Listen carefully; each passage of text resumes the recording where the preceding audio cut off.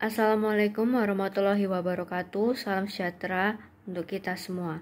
Perkenalkan, nama saya Amanda Celia Antoni dengan NPM 230 120 10 358 dari kelas Bahasa Indonesia G537. Pada kesempatan kali ini saya akan membahas tentang fenomena kesalahan berbahasa Indonesia yang sering terjadi di masyarakat beserta perbaikannya.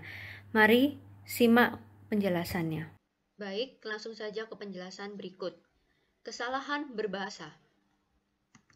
Sebelumnya, apa sih bahasa Indonesia itu? Ya, bahasa Indonesia merupakan bahasa resmi dan nasional Republik Indonesia. Bahasa Indonesia adalah bahasa yang kita gunakan sehari-hari, namun tanpa kita sadari seringkali kita melakukan kesalahan dalam penggunaannya. Kesalahan ini bisa terjadi karena adanya pengaruh dari bahasa daerah, bahasa asing, atau kebiasaan yang salah. Oleh karena itu, penting bagi kita untuk mengetahui dan memperbaiki kesalahan-kesalahan tersebut agar komunikasi kita menjadi lebih efektif dan tidak menimbulkan salah paham. Selanjutnya, ada jenis-jenis kesalahan dalam berbahasa, yaitu yang pertama ada penggunaan kata tidak baku, yang kedua ada kalimat tidak efektif, yang ketiga ada pengaruh bahasa asing, yang keempat ada pengulangan makna. Nah, apa sih kata baku itu sendiri? Kata baku adalah kata yang tidak sesuai dengan ejaan resmi dalam bahasa Indonesia, seperti yang ditetapkan oleh KBBI ataupun PUEBI. Nah, di sini saya akan mencontohkan contoh kata tidak baku yang sering terjadi di lingkungan masyarakat. Seperti contoh yang pertama, kata tidak baku izin. Izin yang seperti kita ketahui, banyak dari kita masih menggunakan kata izin, menggunakan huruf J.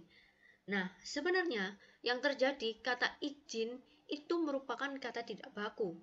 Kata bakunya adalah izin menggunakan Z. Yang kedua, yaitu kata tidak baku bis. Nah, seperti yang kita ketahui juga, banyak yang masih salah dalam mengucapkan maupun menulis kata ini. Kata bis sendiri merupakan kata tidak baku. Nah, kata bakunya adalah bus menggunakan U. Yang ketiga, aktivitas. Nah, di sini terlihat sama ya teman-teman, tapi sebenarnya kata baku dari aktivitas menggunakan V, bukan huruf F. Yang keempat, kata tidak baku antri. Kata bakunya adalah antri. Nah, dari sini kita bisa melihat dampak kata tidak baku bisa membuat tulisan ataupun ucapan terlihat kurang profesional atau kurang tepat dalam konteks formal. Selanjutnya yang kedua, adanya kalimat tidak efektif. Kalimat tidak efektif itu apa sih? Kalimat tidak efektif adalah kalimat yang tidak menyampaikan maksud secara jelas, padat, dan langsung. Bisa karena terlalu panjang, adanya pengulangan, ataupun dari struktur kalimatnya yang rancu. Seperti contoh, di sini saya akan memberikan kalimat yang salah. Budi di taman menanam pohon buah. Nah, kata di ini kurang tepat. Yang benar adalah Budi menanam pohon buah di taman. Jangan lupa untuk kalimat selalu diakhiri tanda titik. Yang kedua, semua para tamu dipersilakan untuk duduk. Nah, kata semua dan para ini memiliki arti yang sama dan juga jamak.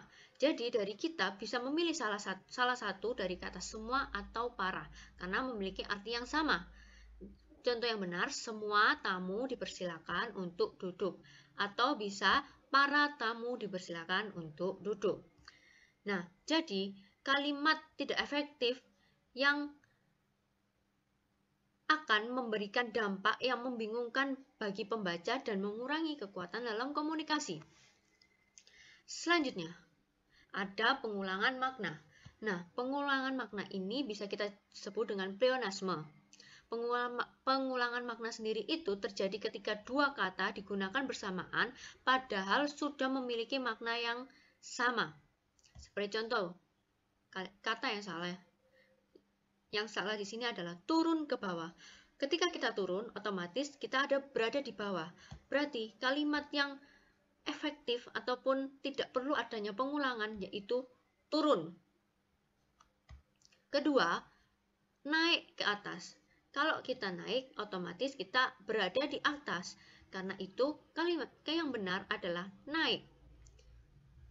Yang ketiga, yang salah, masa yang akan datang. Masa yang akan datang akan lebih tepat jika menggunakan kata yang benar, yaitu masa depan. Seperti yang kita tahu, dampak dari pengulangan makna ini menjadikan kalimat tidak efektif dan memperlihatkan ketidaktahuan terhadap makna kata. Selanjutnya, yang keempat, ada pengaruh bahasa asing yang tidak tepat.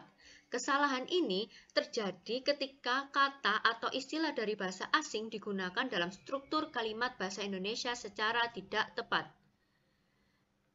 Seperti contoh, Budi sedang mendownload aplikasi.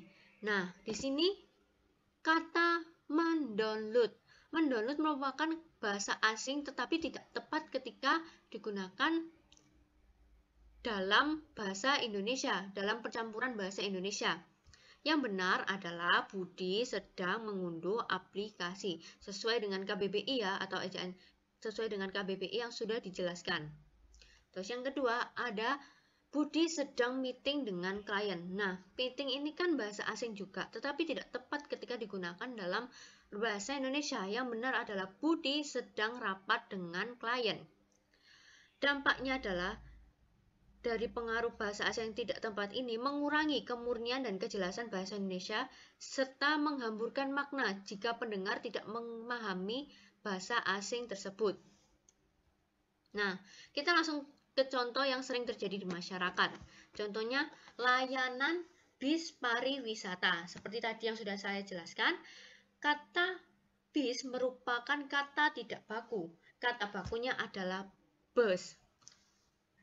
Selanjutnya, yang kedua, kata tidak baku apotik. Nah, kalau teman-teman ini melihat di KBBI, kata baku yang benar adalah apotek. Selanjutnya, dari perbaikan nama, seperti yang tertera berikut, Arjanti TTS. Nah, pada bagian ini. Nah, TTS ini, S ini merupakan singkatan ya. Nah, karena singkatan, seharusnya tanda titiknya terletak setelah huruf S, karena menyingkat suatu nama yang panjang atau lengkap. Jadi yang benar adalah Arjanti STT. Seharusnya ada praktek tiap hari kerja. Nah, kata praktek ini merupakan kata tidak baku. Kata bakunya adalah praktik. Terus ketidaktepatan dalam penulisan. Dalam penulisan jam 17.00. Lebih tepat lagi jika jam ini diganti pukul. Karena pukul ini sudah tertera angka yang ada di papan tersebut. Jadi jam bukan estimasi jam seperti kayak 4 jam, 3 jam, tapi lebih menunjukkan ke pukul. Jadi apa sih kesimpulannya yang dari sini? Kesimpulannya adalah bahasa Indonesia sebagai identitas dan kekayaan bangsa memiliki peran sentral dalam komunikasi sehari-hari. Namun, kesalahan berbahasa seringkali terjadi baik dalam penulisan maupun percakapan yang dapat mengganggu efektivitas penyampaian pesan. Oleh karena itu, mari kita tingkatkan kesadaran berbahasa dengan merujuk pada sumber otoritatif seperti KBBI, Kamus Besar Bahasa Indonesia, dan dengan pedoman EYD, ejaan yang disempurnakan. Selain itu, penting juga untuk membiasakan diri dengan membaca dan menganalisis berbagai teks berbahasa Indonesia yang baik dan benar. Baik, sekian dari saya. Terima kasih.